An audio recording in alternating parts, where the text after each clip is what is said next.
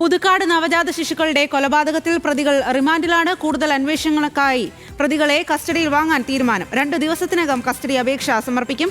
മൃതദേഹാവശിഷ്ടങ്ങൾ നാളെ പോസ്റ്റ്മോർട്ടം ചെയ്യും. Levin K വിജയനാണ് ഈ വാർത്തയുടെ കൂടുതൽ വിശദാംശങ്ങളുമായി ചേരുന്നത്. ലെവിൻ, എന്തായാലും ഏറെ ഞെട്ടിക്കുന്ന സംഭവമാണ്. അതിലാണിപ്പോൾ കൂടുതൽ കാര്യങ്ങൾ പുറത്തേക്ക് വന്നതിന് പിന്നാലെ പ്രതികൾ റിമാൻഡിലായിരിക്കുന്നത്. തുടർന്നുള്ള പോലീസ് നടപടികൾ ഏതു രീതിയിലാകും?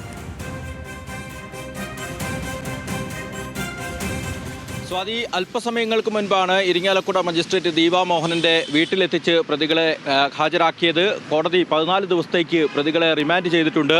ഇരിങ്ങാലക്കുട സബ് ജയിലിലും തൃശൂർ വിയ്യൂർ വനിതാ ജയിലിലുമായിട്ടാണ് പ്രതികളെ റിമാൻഡ് ചെയ്യുക. നിലവിൽ അന്വേഷണ സംഘത്തിന്റെ പ്രാഥമികഘട്ട നടപടിക്രമങ്ങളെല്ലാം പൂർത്തീകരിക്കുകയും പ്രാഥമിക അന്വേഷണം പൂർത്തീകരിക്കുകയും ചെയ്തതിന് പിന്നാലെ തന്നെയാണ് ഇന്നലെ വൈകിട്ട് 3 മണിയോടുകൂടി അറസ്റ്റ് രേഖപ്പെടുത്തിയ പ്രതികളെ ഇന്ന് അല്പസമയങ്ങൾക്ക് മുൻപ് മജിസ്ട്രേറ്റിന് മുന്നിൽ ഹാജരാക്കിയത്.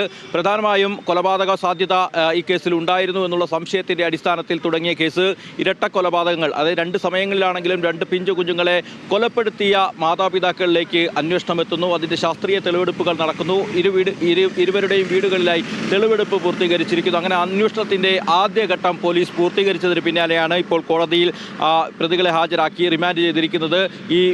ഇനി ഈ കേസിലെ പ്രധാനപ്പെട്ട നടപടികൾ എന്ന് പറയുന്നത് ശാസ്ത്രീയ പരിശോധനകളാണ്.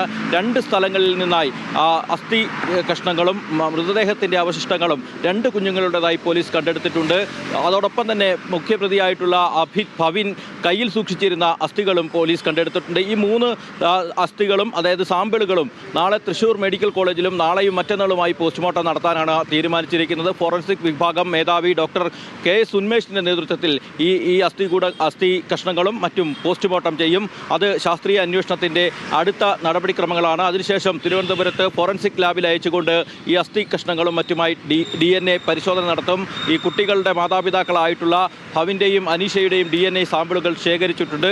അതോടൊപ്പം തന്നെ ഇരുവരുടെയും ലൈംഗിക ശേഷി പരിശോധിക്കുകയും ചെയ്തു. മെഡിക്കൽ പരിശോധനയിൽ നേരത്തെ യുവതി ഗർഭിണിയായിരുന്നുവെന്നും പ്രസവിച്ചുവെന്നും കണ്ടെത്തിയിട്ടുണ്ട്. അതോടൊപ്പം തന്നെ യുവാവിന് ലൈംഗിക ശേഷി ഉണ്ടെന്നുള്ള കാര്യവും പരിശോധനകളിൽ കണ്ടെത്തിയിട്ടുണ്ട്. ഇത്തരം സാഹചര്യ തെളിവുകളും അതോടൊപ്പം തന്നെ ശാസ്ത്രീയ തെളിവുകളും അടിസ്ഥാനമാക്കിയായിരിക്കും കേസിൽ മുന്നോട്ട് പോകുക. ഇനിയുള്ളത് ഈ ആളുകളുടെ 2 പേരുടെയും സഹായികളായി മറ്റാരെങ്കിലും പ്രവർത്തിച്ചിട്ടുണ്ടോ എന്നുള്ളത് കണ്ടെത്തുകയാണ്. അതിൻ്റെ ഭാഗമായി മറ്റുള്ള ആളുകളെ കൂടി, മാതാപിതാക്കളടക്കം മറ്റുള്ള ആളുകളെ കൂടി, സുഹൃത്തുക്കളടക്കം ഈ പ്രതികളുമായി ബന്ധപ്പെട്ട് നിൽക്കുന്ന ആളുകളെ കൂടി വരും ദിവസങ്ങളിൽ ചോദ്യം ചെയ്യും.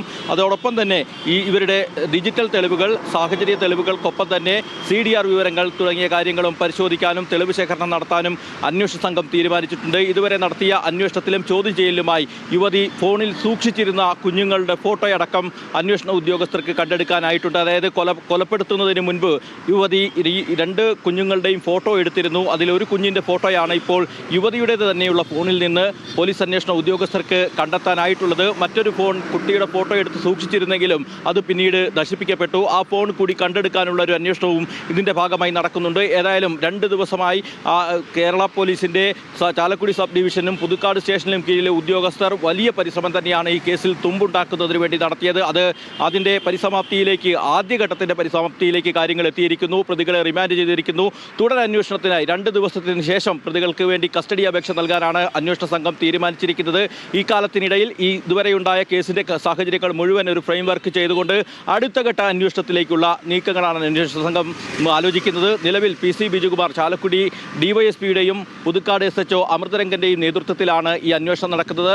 തൃശൂർ റൂറൽ പോലീസ് മേധാവി B കൃഷ്ണകുമാർ ഈ അന്വേഷണത്തിന് നേതൃത്വം നൽകുന്നു. ഏതായാലും കുറ്റമറ്റ രീതിയിൽ 2 ദിവസങ്ങൾക്കകം ഈ അന്വേഷണം മുന്നോട്ട് കൊണ്ടുപോകാൻ കഴിഞ്ഞു. പ്രതികൾ കൊലപാതകങ്ങളാണെന്ന് കണ്ടെത്താനും കൊലപാതകം നടത്തിയതിൻ്റെ തെളിവ് ശേഖരണം നടത്താനും ഇതിനോടകം അന്വേഷണ സംഘത്തിന് സാധിച്ചിട്ടുണ്ട്. ഇനി അന്വേഷണത്തിൻ്റെ അടുത്ത ഘട്ടമാണ് വെല്ലുവിളി ഉയർത്തുന്നത്. ഈ കുട്ടികളുടെ മരണം അത് കൊലപാതകമാണെന്ന് തെളിയിക്കാനാണ്. അത് ശാസ്ത്രീയമായ പരിശോധനകളിൽ അത് തെളിയിക്കാനാകുമെന്നുള്ള ആത്മവിശ്വാസം അന്വേഷണ സംഘത്തിനുണ്ട്. അങ്ങനെയെങ്കിൽ അടുത്ത ഘട്ടത്തിൽ ഇതുമായി ബന്ധപ്പെട്ടുകൊണ്ടുള്ള കൂടുതൽ തെളിവുകൾ കൂടി കണ്ടെത്തി എത്രയും വേഗത്തിൽ കുറ്റപത്രം സമർപ്പിക്കാനാണ് അന്വേഷണ സംഘം തീരുമാനിച്ചിരിക്കുന്നത്. പക്ഷേ FSL ലാബിൻ്റെ റിസൾട്ട് അടക്കം വരാനുള്ളത്, അതിനുള്ള കാലതാമസം ഈ കേസിൽ കുറ്റപത്രം സമർപ്പിക്കുന്നതിനൊരു കാലതാമസം ഉണ്ടാക്കുന്ന കാര്യത്തിൽ ഒരു തടസ്സമായി മുന്നിൽ നിൽക്കുന്നുണ്ട്. ഏതായാലും കേരള മനസാക്ഷിയെ ഞെട്ടിച്ച 2 പിഞ്ചു കുഞ്ഞുങ്ങളെ കൊലപ്പെടുത്തിയ മാതാപിതാക്കൾ അറസ്റ്റിലായി. അല്പസമയങ്ങൾക്ക് മുൻപ് റിമാൻഡിലായിരിക്കുന്നു. സ്വാതി.